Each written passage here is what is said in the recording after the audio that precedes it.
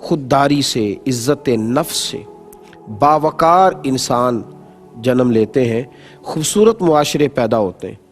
اور جب انسان آگے بڑھنے کی کوشش میں اپنی عزت نفس کو بھول جاتا ہے اور اپنی جیب بھرنے کی کوشش میں وہ اپنے وقار کا سودا کرنے لگتا ہے، اور جب وہ مال، دولت، اقتدار، شہرت کی ہرس اور ہوس کے لالچ میں وہ اخلاقیات کو ہی بھولنے لگتا ہے، تو پھر اس نے کچھ کمایا نہیں، پھر اس نے کچھ حاصل نہیں کیا۔ خودداری سے رہیں، عزت نفس سے رہیں۔ قرآن پاک سورہ بقرہ میں سے میں نے جو الفاظ تلاوت کیے ہیں، یہ آیات اصحاب صفہ کے حق میں نازل ہوئی۔ یہ وہ لوگ تھے کہ جو نبی کریم صلی اللہ تعالیٰ علیہ وسلم کی بارگاہ عالی مرتبت میں مستقل حاضر ہو گئے تھے تعلیم دین کے لیے۔ انہوں نے اپنے آپ کو وقف کر دیا تھا۔ حضرت ابو ہریرہ رضی اللہ تعالیٰ عنہ فرمایا کرتے تھے کہ ان لوگوں کے پاس اتنا کپڑا نہیں ہوتا تھا جس سے پورے وجود کو ڈھانپا جا سکے، کئی دن کھانے کو نہیں ملتا تھا۔ اور وہ حدیث بھی چمکتی ہوئے ہمیں دکھائی دیتی ہے کہ جب دودھ کا ایک پیالہ تھا اور 70 کے قریب صحابہ صرف اسی پر گزارا کر رہے تھے، نبی کریم صلی اللہ تعالی علیہ وسلم کی برکات سے اسی ایک پیالے پر وقت گزر رہا تھا۔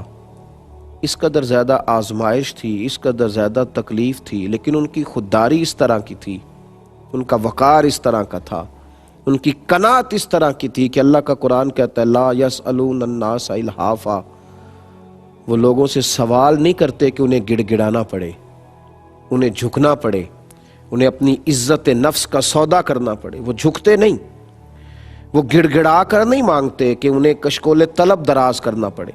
آپ دیکھ لیں آج لوگوں کا کیا حال ہے۔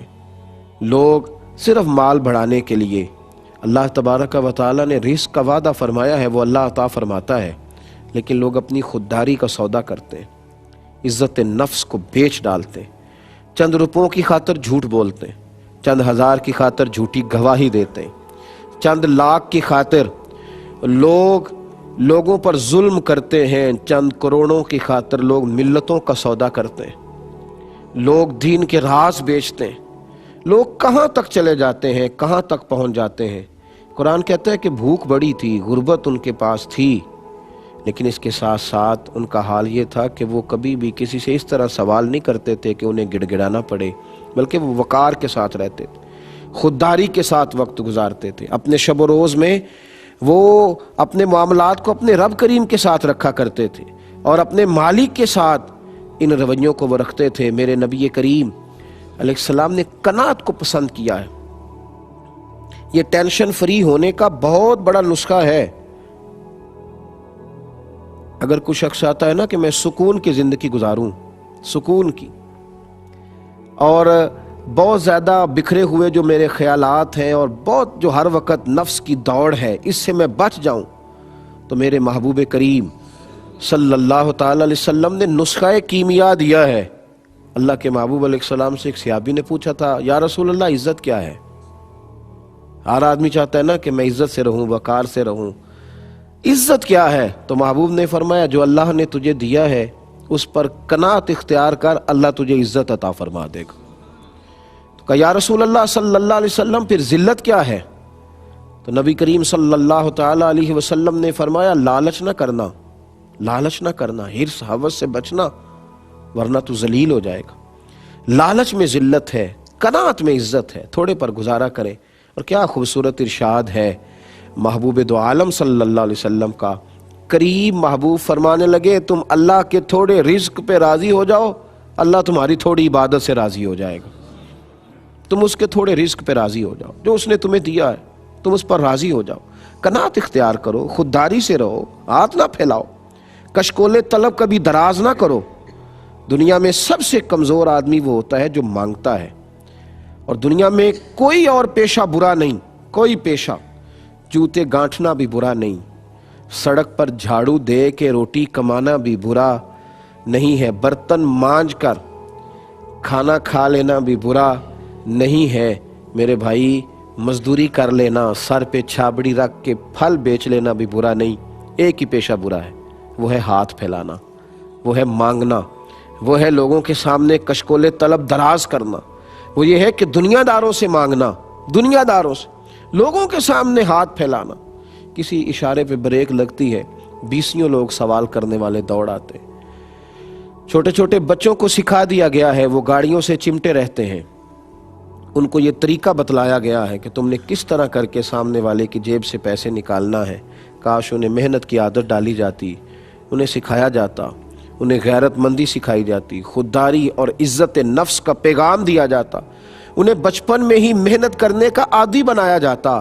وہ جد و جہد کرتے تو وہ تھوڑا رزق بھی کما کے لاتے تو عرش کا مالک اس میں برکت پیدا فرما دیتا، وہ خوبصورت بن جاتا، وہ میٹھا ہو جاتا۔ بھائیو، خودداری، عزت نفس میرے رسول کریم صلی اللہ تعالی علیہ وآلہ وسلم کا پسندیدہ فعل ہے۔ کبھی بھی کسی بھی مقام پر اپنی غربت کو بھی رسوا نہ ہونے دے، اپنی فقیری کو بھی داغدار نہ ہونے دے۔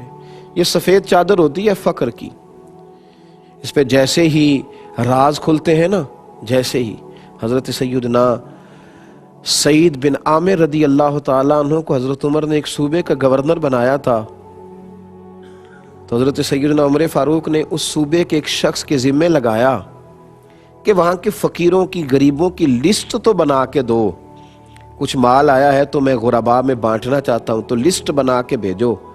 تو وزیر خزانہ نے وہاں جب لسٹ بنا کے بھیجی تو تیسرے چوتھے نمبر پر گورنر صاحب کا بھی نام تھا۔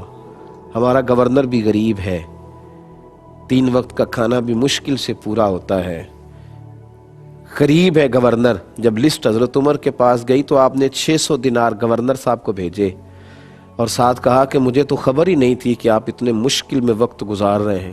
جواب میں حضرت سعید جب وہ قاصد لے کے پہنچا نا وہ مال، تو کہتا میں نے 600-700 دینار دروازے پر انہیں دیے، دروازے پر، اور جناب سعید ابن عامر دروازے پر ہی بیٹھ گئے، اندر نہیں گئے، اور ایک شخص کو کہنے لگے ذرا آواز لگاؤ میرے صوبے میں جو غریب لوگ ہیں وہ جلدی سے پہنچے، اللہ نے مجھے مال دیا ہے۔ پھر وہ سارا مال وہیں بانٹ دیا۔ تو وہ خط آپ نے پڑھا نا جس میں حضرت عمر نے لکھا تھا کہ مجھے تو پتہ ہی نہیں تھا آپ غریب ہیں، تو حضرت سعید بن عامر کہنے لگے حضور آپ کا ہدیہ آیا تھا، میں نے قبول کر لیا، استعمال بھی کر لیا، لیکن ذرا شفقت کر کے اس شخص کا نام تو بتایا جس نے میرا راز کھولا ہے۔ یہ تو میرا اور میرے مالک کا معاملہ تھا کہ میں غریب ہوں یا کمزور ہوں، یہ کون تھا جس نے میرا راز کھولا؟ میں نے اپنی غربتیں چھپا کے رکھی ہیں، میں نے اپنی فقیریاں چھپا کے رکھی ہیں۔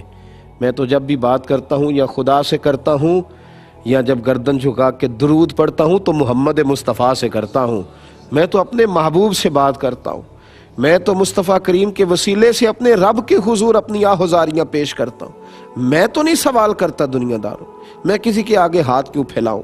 یہ تو ہاتھ جب پھیلائے جاتے ہیں تو عزتوں کے جنازے نکلتے، یہ تو لوگ دنیا دار دیتے کم ہیں جتلاتے زیادہ ہیں، یوں تو ہر ایک کو شیطان سے ڈر لگتا ہے۔